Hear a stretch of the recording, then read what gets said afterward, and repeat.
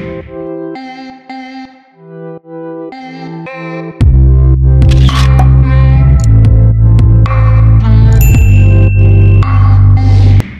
you guys, I just wanted to come on here and like give you guys like a quick story time about a situation that happened to me when I was younger. And I feel like you know, it is known, but I don't think people understand like how common it is for these type of things to happen to young boys and young girls.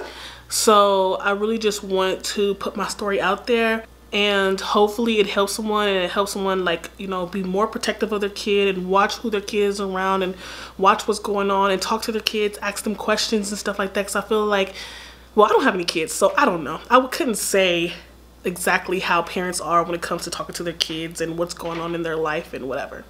This is when I was like maybe in the either in kindergarten or first grade. You know, you guys know I was raised in Compton, so I had a brother that was older than me, and we lived with each other our whole lives. And I say that because like, duh, your brothers live together your whole life, but no, we were adopted. And but from day one, he and I had always been together, like from, you know, with our mom and then getting taken away, living with our aunt, moving with our other aunt. We had always been together. We have other brothers and sisters that was not always with us like all the time, like, you know, they came after or whatever. So he and I was always together. I always wanted to be around him. I always wanted to be with him. He was my big brother. I loved him so much. Like, he was like, you know, one of the people I loved so much, and I always wanted to be around because I knew them so much.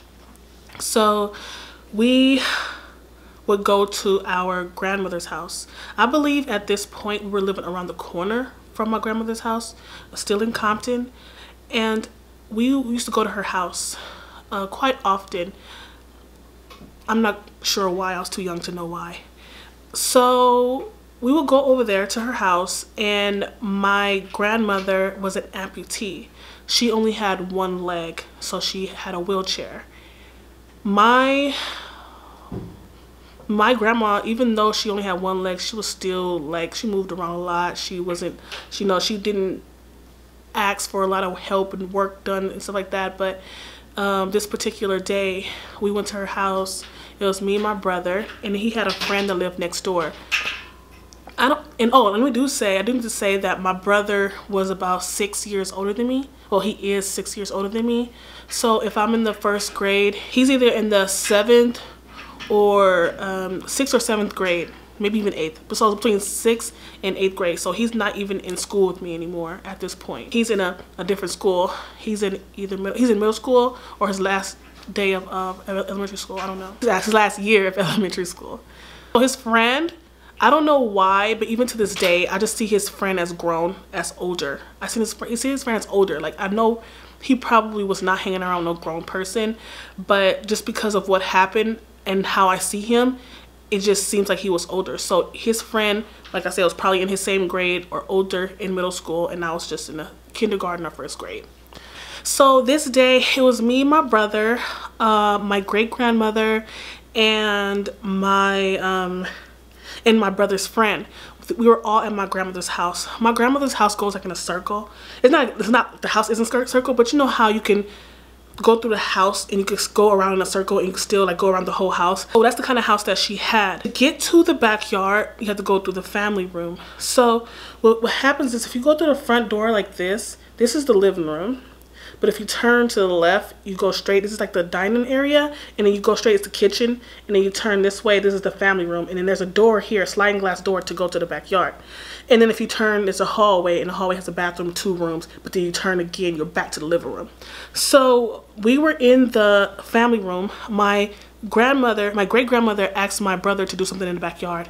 I can't remember exactly what she asked him to do. So they went to the backyard. My grandma, like I said, she's an amputee, but she can do a lot. She has a wheelchair in the house, a wheelchair in the backyard. So if she wants to go outside, she just hops up on her one leg. She swings her body around like holding the door, and then sits down on the wheelchair. Like, she was pretty cool with it. So her and my brother was in the backyard. I don't know what they were doing. Maybe some yard work, maybe some garage, something in the garage or something like that. I don't know. I don't know exactly what she was asking him to do, because she usually didn't ask us to do anything. So it was just me and the guy in the house. And I was just sitting there, and he got up and he went to the hallway, and he asked me, he said, "Hey, Diamond, come to the bathroom." And I said, like, you know, I looked at him like, "What?" And then he said, "You gotta use the bathroom?" And I'm like, "No." He was like, "Well, just come to the bathroom." And I was like, "Okay." So I get up and I walk somewhere towards the bathroom, but then I remember, I don't know why I remember this so much, but I remember, like, almost before I got to the hallway, I turned back around and I looked outside, and I seen my brother and my grandma, like, talking, and she was like wheeling and he was doing something. I don't know. I just remember turning back and looking, and I wish I knew why. Can you stop shaking my thing, please? And in my head, like, even today, I wondered, like, was I scared? Did I know what was going on? Was I nervous? Is that the reason why I turned back to look, like, you know, see what's going on? So I ended up walking. He went to the bathroom before me, and I walked into the bathroom, and he kind of closed the door a little bit. Like, he had a gap, maybe like this much in the door, to where it was still kind of open. And my grandma had this huge toilet. Her toilet was really high because she's an amputee, so she can't really have low toilets. So she had this really high toilet. And I remember standing by her toilet, and he looked at me. He was like, "Take your pants off." And then I said, like, I don't remember what I said, but I remember taking my pants off, like taking them down to my ankles.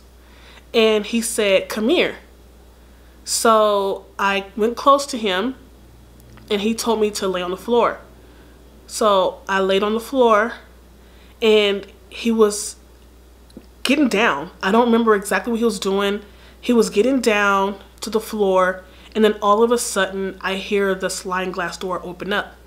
And it's like, you know, not you know how these days, like, the sliding glass doors don't make a lot of noise, but back then it was like that type of thing. So he hops up and he runs out the bathroom. And he goes towards the living room, because like I told you, you can do a whole full circle in that house. So he went towards the living room instead of going back towards the family room. Whew. Whew, so scary. It's because, like, it's like when I sit and think about my little self, you know, freak, how old was I? Like 5, 6. I don't know how old somebody is in the kindergarten or first grade, but just to think about my little self, you know, sitting there with my pants down, you know, and how I was just really just sitting there, and something could have truly happened to me. Like, what was I thinking? What was my little mind thinking? My little body, what was he gonna do to me, you know, in that very moment? So once the door slid open like that, he hopped up, he ran out the bathroom. And I got up, you know, and I just, you know, put my clothes back on, and I walked into the family room, and, you know, my grandma was coming back in, and my brother was still outside. And that was that. So after that, I just told myself, like, I don't know what that was. I don't know what the hell that could have been. But ever since then, I always looked at that friend very differently. Like, very, very differently. We would play hide and seek a lot in the backyard. And since that day, I would always hide with someone else or hide with my brother, because I didn't know what he would do. And I don't know, you just know it's wrong. I don't know. I don't know. I don't know what my mind could have been thinking at that time. I wish somebody can tell me what my mind probably was thinking at that time.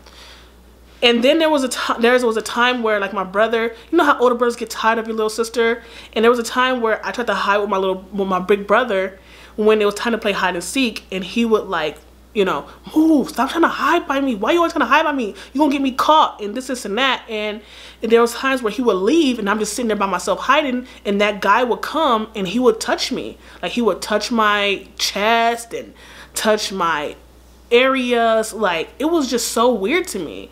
And I'm just like, you know, I would try to just move and stuff like that and, like, run out. I don't care if I got caught at the point. Like, if I'm it, oh well, I'll be it. And hopefully I don't find him first, type of thing. So I feel like it's very important like if I have a kid, I'm gonna talk to them about it, like ask them questions and stuff like that, because you never know who's out here doing what to who. And that was a very scary experience for me, and I thank goodness that nothing did happen to me at that point.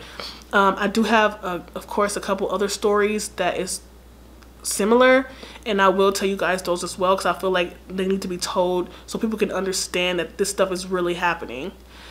And you know, and I never spoke of it. I don't know why I never spoke of it, but yeah. So make sure you guys stay tuned. Make sure you subscribe to my channel to hear more stories like this, or even upbeat stories and happy stories and fun stories. I will see you guys on the next video. Deuces.